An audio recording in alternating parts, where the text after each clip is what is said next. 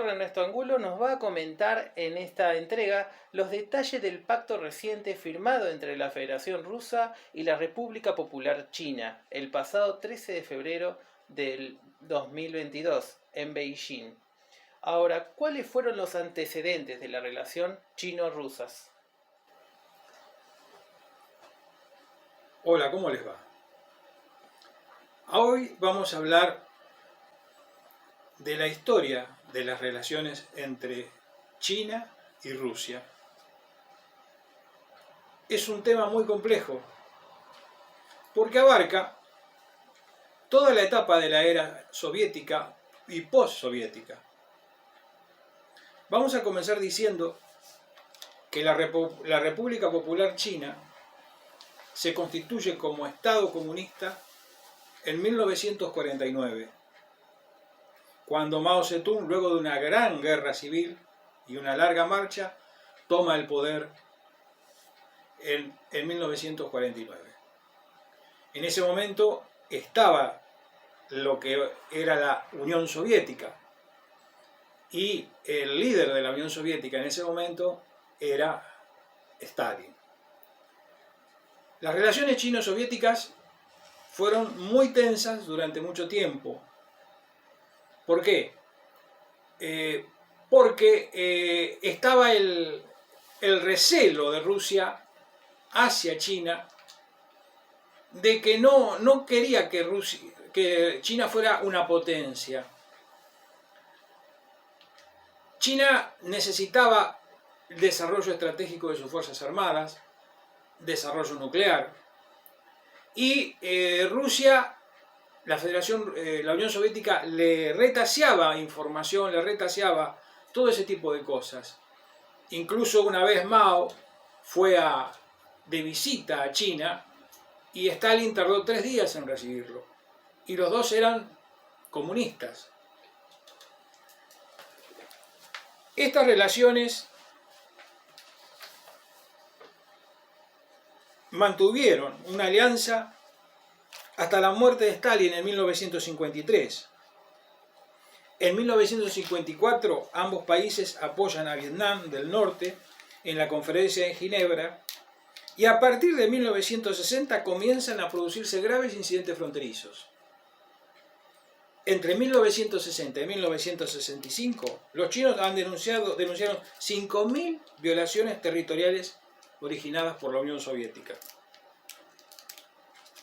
El triunfo de la Revolución Comunista en China había llevado la firma de un tratado de alianza con la URSS en 1950, y tras la muerte de Stalin, Khrushchev había viajado a Pekín en 1954, llegando incluso a Moscú a comprometerse secretamente en 1957 a ayudar a China para obtener la bomba atómica.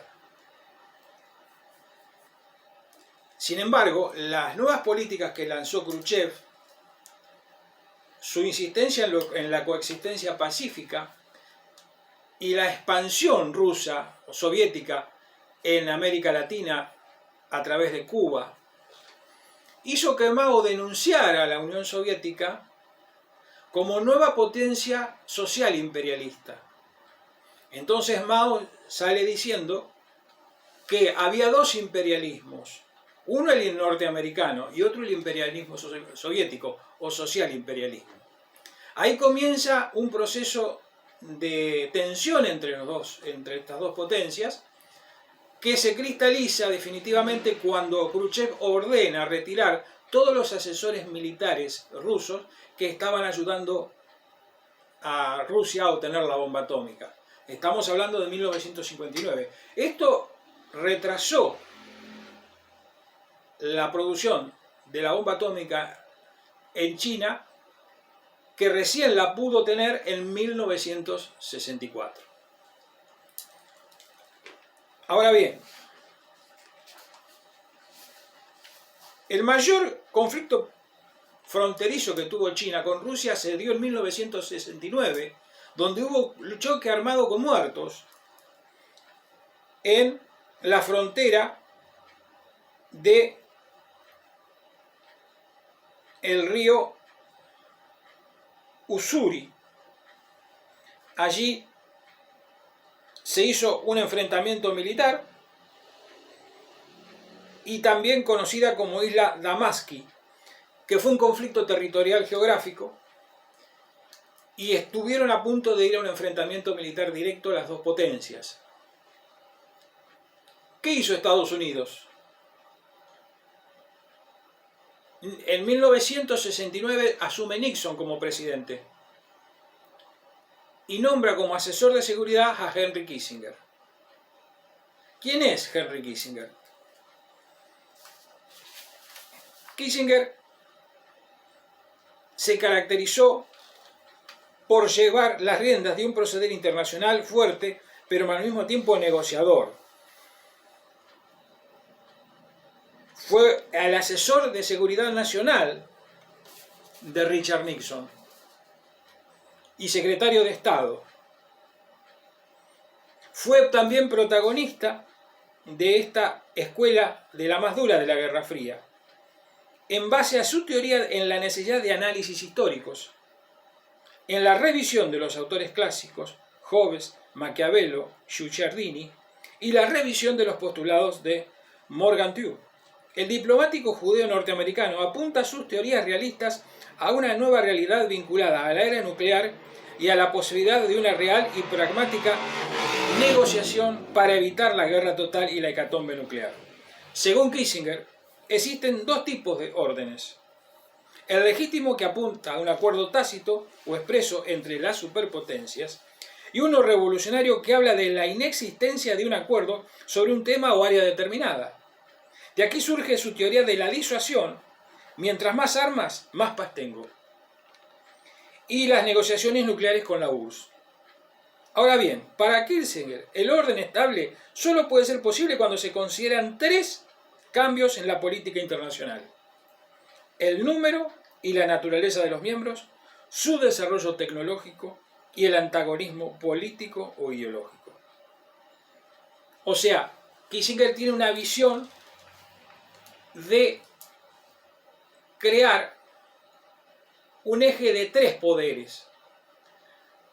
Siempre hay que dividir para reinar, como decía Maquiavelo. Entonces, ¿cuál es la teoría de Kissinger? ¿Cuál era? Evitar que Rusia y China se unieran. Por eso en 1972 hace un viaje secreto a China y Estados Unidos reconoce a China como país. Y fue Richard Nixon quien hace el primer viaje a China continental, creando y dando un cambio fundamental al orden geopolítico. ¿Por qué? Porque aislaba a China de Rusia. ¿Qué está pasando hoy? ¿Cuál es el error de Biden que comete hoy? Biden hoy une a China con Rusia, contradiciendo uno de los estrategas geopolíticos más importantes que tuvo Estados Unidos, que fue Henry Kissinger, la teoría de que nunca había que evitar siempre que no se unieran ni China ni Rusia, porque eso iba a cambiar el orden geopolítico mundial. Otra cosa que había dicho Kissinger era que no se había que meter con Ucrania. Kissinger dijo en su momento: Ucrania es el límite. Nadie puede meterse con Ucrania. No hay que meterse con Ucrania. ¿Por qué? Porque meterse con Ucrania es meterse con el eslavismo y con Occidente a la vez. Ucrania debe ser el estado tapón indefinido. Ucrania debe evitar la Tercera Guerra Mundial. Eso es lo que decía Kissinger. La Tercera Guerra Mundial en Europa. Porque hoy vemos, lamentablemente, las consecuencias de esta guerra. Vemos las destrucciones civiles, los muertos. ¿Por qué estamos preocupados y alarmados? Porque la estamos viendo cerca. Europa la ve cerca, la guerra. Pero es la misma guerra que Estados Unidos ha implementado en Irak, en Afganistán, en Vietnam. ¿O no nos acordamos, acaso, de los continuos bombardeos de Napalm que hizo Estados Unidos en Vietnam? ¿Cuánta población civil murió? ¿No nos acordamos del bombardeo de los civiles en Irak? De la era Bush, padre e hijo. ¿No nos acordamos del bombardeo de civiles en Afganistán? ¿Cuántos civiles murieron allí? La muerte de un civil es repudiable. La guerra es repudiable. Pero tenemos que comenzar no a juzgar la guerra, sino a explicarla. A explicar los motivos de por qué ocurre eso, para que no vuelva a ocurrir. Bueno, volviendo a lo de China y Rusia, entonces Estados Unidos de cierta forma está contradiciendo su historia, al menos así lo veo, con respecto a Kissinger, a lo que decía. Está logrando lo que Kissinger quería evitar. Kissinger lo dijo claramente. Dijo, la concepción de política internacional está fundamentada en el globalismo y la coyuntura, decía Kissinger. Lo global responde a la elaboración de un modelo teórico frente al sistema internacional y la posición que Estados Unidos debe ocupar en él. En cambio, lo coyuntural apunta a la aplicación del modelo para abordar los problemas planteados por la situación interna y externa de Estados Unidos. El realismo de Kissinger lo lleva a plantear dos ideas fundamentales.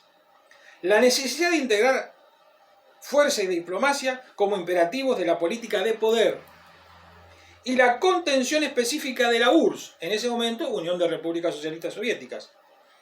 La suya era una búsqueda de una real política carente de discursos morales, que es el error que comete Biden hoy. Hoy Biden hace un discurso moral. ¿Qué hace Biden? Es vocero de Putin. Anuncian los servicios de inteligencia que va a empezar la guerra. Anuncian que van a atacar. Sí, evidentemente estaban bien asesorados, pero yo creo que los servicios de inteligencia no están para anunciar o ser voceros o para espiar solamente. ¿Quién dirige la política de Estados Unidos? ¿Los servicios de inteligencia? Los servicios de inteligencia son auxiliares técnicos. Pero no se puede transformar un presidente de Estados Unidos en vocero del que pretende combatir. Eso con Kissinger jamás hubiera pasado. ¿Qué hizo Kissinger? Fue a China, rompió la relación que tenía con la Unión Soviética, abrió China a Occidente y logró de esa manera la expansión de China como potencia capitalista, y hoy es la segunda potencia económica del mundo. Eso se debe a Kissinger y a el presidente norteamericano en ese momento, que era Richard Nixon, que fueron ellos, junto con Zhou Enlai, el primer ministro chino, y Mao, que iniciaron la apertura hacia Occidente. ¿Qué pasa ahí? Está también el problema de Taiwán. ¿Cuál es el problema de Taiwán? Ahora lo vamos a desarrollar. Discúlpame, te estuve escuchando y hablando de Kissinger, hablaste del realismo. Sí. Lo dijiste 2 o 3 veces. De Kissinger y el realismo. ¿Esto de realismo se refiere a ser realista? Es decir, entender una realidad de otro país, exacto, de otra región. Un pragmatismo puro y duro. Claro. Por ejemplo, Kissinger hoy directamente hubiera ido a Ucrania antes de la guerra. Claro. Rendite. Porque van a venir los rusos y van a hacer mierda a tu país. ¿Qué hizo? Zelensky. ¿Qué hizo Biden? No se rindan. No se rindan ante ese dictador. Luchen. Nosotros les vamos a dar armas. Pero no vamos a entrar en guerra, ¿eh? No, guerra no. Pero les vamos a dar armas. Pero ustedes paladines de la libertad. Paladines de esto. Zelensky dijo, nos abandonaron en un momento. Porque a Zelensky le habrán prometido cosas. Por eso digo, a lo mejor los ucranianos, incluso el propio Zelensky, percibía de que lo iban a ayudar literalmente mandando soldados. Porque era lo que necesitaban. Le prometieron la entrada en la OTAN, que era mandarle soldados. Pero luego, a los papeles, yendo a los papeles, no estaba todavía dentro de la OTAN. Imposible. No tenían la obligación de cumplir la quinta enmienda de la OTAN. Nada. ¿Por qué? Porque Biden sabe dónde metan tropas en Europa, tiene un levantamiento en el propio Estados Unidos. Eso aprendieron de Vietnam. De Vietnam. Por eso, cuando bajo la presidencia de Trump no hubo ninguna invasión militar.